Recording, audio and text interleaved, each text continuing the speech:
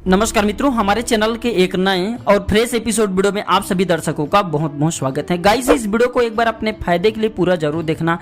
आज मैं आप लोगों को प्राचीन ग्रंथ की वह जानकारी बताऊंगा, हमारे अमूल्य धरोहर किताब में लिखी हुआ प्राचीन जानकारी आपको बताऊंगा, जो जानकारी आपकी किस्मत को संवारेंगे।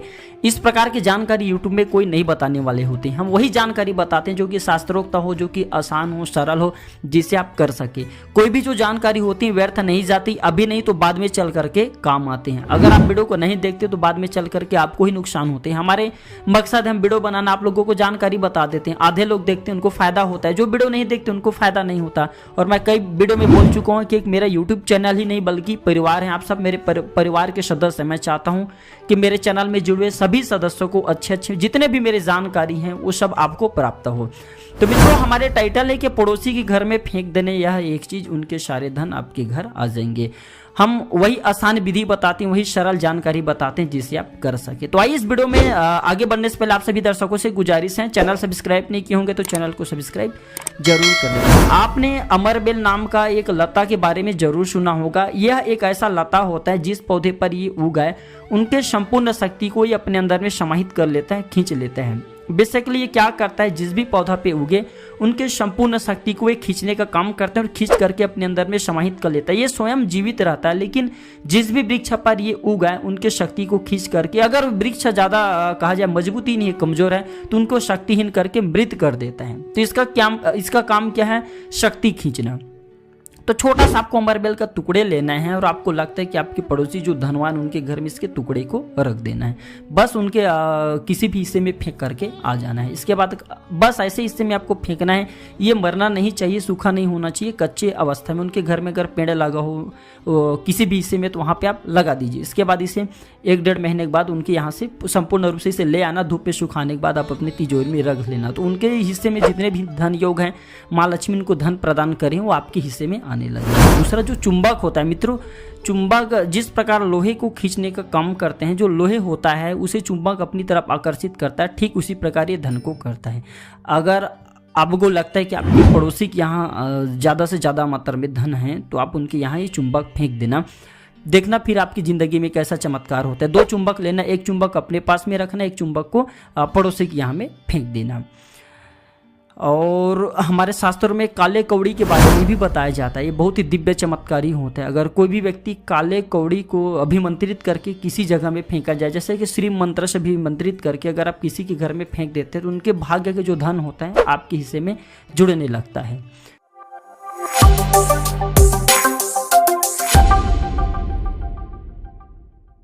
देखिए, जो शुक्रवार का दिन होता है ये माँ लक्ष्मी को समर्पित है, और माँ लक्ष्मी को समर्पित होने के कारण इस दिन जो भी उपाय करते हैं वह उपाय फलीभूत होते हैं, क्योंकि माँ लक्ष्मी को धन का देवी कहा जाता है। संसार में जितने भी धन है ये सबका अधिकार माँ लक्ष्मी को है, और माँ लक्ष्मी ही हमें धन प्रदान करती है। माँ लक्ष्मी के कृपा के कारण ही हम जो है जल्द धनवान बनते हैं, सभी प्रकार के हमारे सुखों की पूर्ति होता है। तो पिछले साल जो रमेश नाम के व्यक्ति ने हमने 3 उपाय बताए थे, वह 3 में से कौन से उपाय किए जिससे उनके गरीबी मिटे, निर्धनता मिटे, इस वीडियो में मैं आप लोगों को विस्तार से बताऊंगा। मैं हर वीडियो में बोलता हूं जो भी उपाय होता है अगर आप पूरे विश्वास के साथ, पूरे मन के साथ, पूरे लगन के साथ करते हैं तभी वह फलकारी होता है।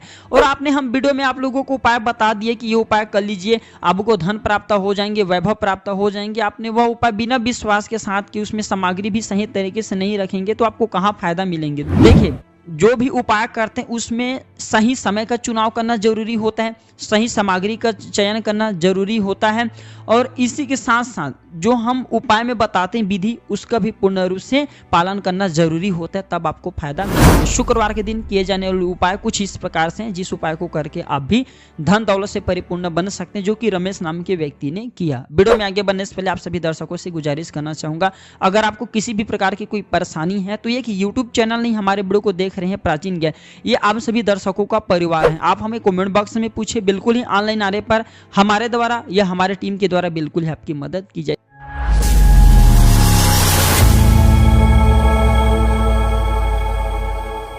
देखिए, हम जो जो व्यक्ति को बताए थे उपाय, उसने क्या किया, हमने पहला उपाय बताया थे कि कौड़ी के माला बना करके पीपल वृक्ष पर आपको बांधना होता है। किस प्रकार से बांधना होता है वीडियो के आखिरी में बताऊंगा। दूसरा उपाय बताया था कि किसी मंदिर में जाकर के शुक्रवार के दिन सूर्योदय से पहले आपको झाड़ू छोड़ करके आ जाना है। तो किस टाइम में कौन सी मुहूर्त में झाड़ू छोड़ना होता है वीडियो के आखिरी में जानेंगे। और हमने उससे बताया था कि अपने भार के बराबर आपको अन्न गरीबों में बांटना होता है। किस प्रकार से बांटना होता है ये भी जानकारी मैं आप लोगों को वीडियो के बीच में बताऊंगा। तो हमने उसे बताया था कि जो कौड़ी का प्रयोग है, आपको 8 कौड़ी लेना है शुक्रवार के दिन। ध्यान से सुनिए, आपको 8 पीली कौड़ी लेना है और इसे रेड कलर की धागे में बांध करके, ध्यान से सुनिए, 8 कौड़ी लेना होता है और रेड कलर की धागे में इसे बांध करके गूंथ करके जाकर के पीपल के वृक्ष पर आपको बांधना होता है। पीपल के वृक्ष पर बांधना होता है। तो इस उपाय से आपको गिरा हुआ धन की प्राप्ति होता है और इस उपाय से मां लक्ष्मी आपको धन प्रदान करते हैं। किसी न किसी माध्यम से आपको धन देंगे, वो आपके कर्म के ऊपर निर्भर करते हैं। तो हमने बताया था कि झाड़ू किसी भी मंदिर में छोड़ करके आना है। तो कब आना होता है झाड़ू को? ब्रह्म मुहूर्त में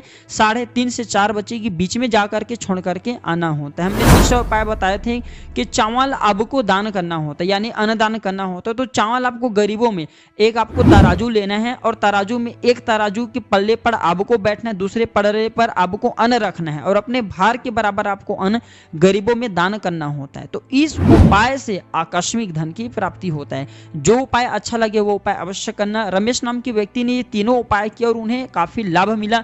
20 करोड़ का एक साल में उन्हें फायदा हुआ, मुनाफा हुआ। आप भी अगर गरीबी से परेशान है तो ये उपाय जरूर करके देखें। वीडियो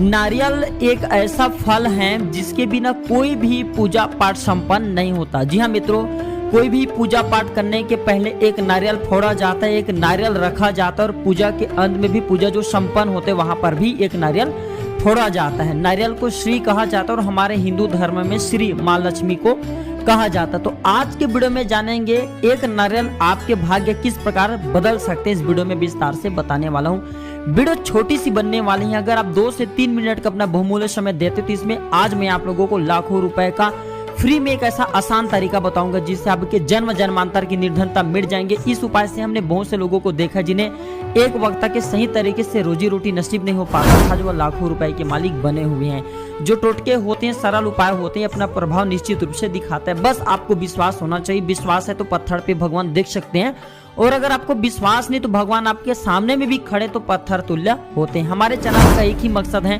सबका भला हो, सबका कल्याण हो, हर कोई वह आसान विधि को समझे जिसे प्रयोग करके वह धन वैभव से परिपूर्ण बन सके। तो जटा वाला नारियल अगर मंगलवार के दिन हनुमान मंदिर में राम लिख करके बंधन से अगर चढ़ाया जाए तो जन्म जन्मांतर की गरीबी मिट जाती है, ऐसा हमारे तंत्र शास्त्रों में लिखा है। क्योंकि आप भगवान राम सहित मां सीता को अर्पण कर रहे हैं। जी हाँ मित्रों, नारियल को लक्ष्मी कहा जाता है और लक्ष्मी का अवतार ही सीता माना जाता है। तो अगर जटा वाले नारियल पे बंधन से राम लिख करके हनुमान जी महाराज को चढ़ाया जाए तो जन्म जन्मांतर की गरीबी मिट जाती है।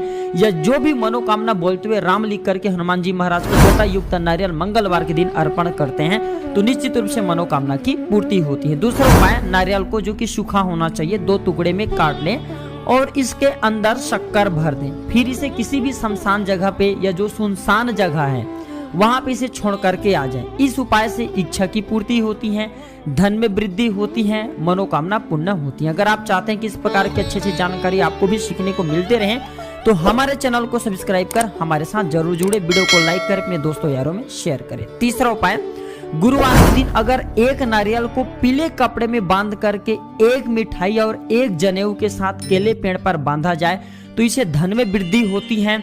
अगर सर पे कर्जे का भार ज्यादा हो चुका, आप चाहते हैं कि कर्जे का भार उतर जाए तो इससे कर्जे के भार उतर जाते हैं।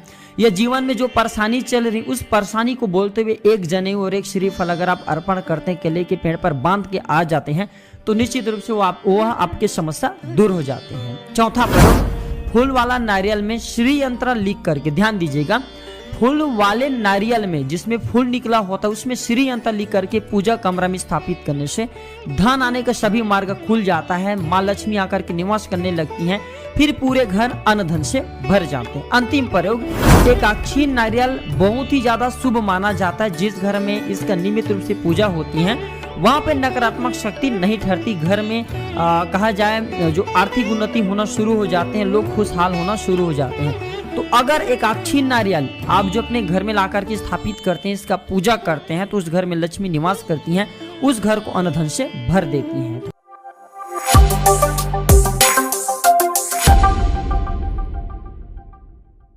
आजकल की भाग दौड़ भरी जिंदगी में अपनी जरूरत को पूरा करने के लोग काफी मेहनत करते हैं, लेकिन फिर भी कोई ना कोई कभी भी कमी रह जाती है। लेकिन कुछ लोग ऐसे होते हैं जो कि कम मेहनत करते हैं, लेकिन अपने जिंदगी को ऐशो आराम से व्यतीत करते हैं। तो ज्योतिष शास्त्र में बहुत सारे ऐसे उपाय बताए गए हैं जिसका प्रयोग करके आप अपने आए हुए मुसीबत से छुटकारा पा सकते हैं, अपने जीवन को ऐशो आराम से व्यतीत कर सकते हैं। ज्योतिष शास्त्र के अनुसार चावल बहुत ही ज्यादा पूजनीय होता है, क्योंकि पूजा के सभी कार्यों में इनका इस्तेमाल किया जाता है। चावल को अक्षत भी कहा जाता है और अक्षत का अर्थ होता है अखंडित।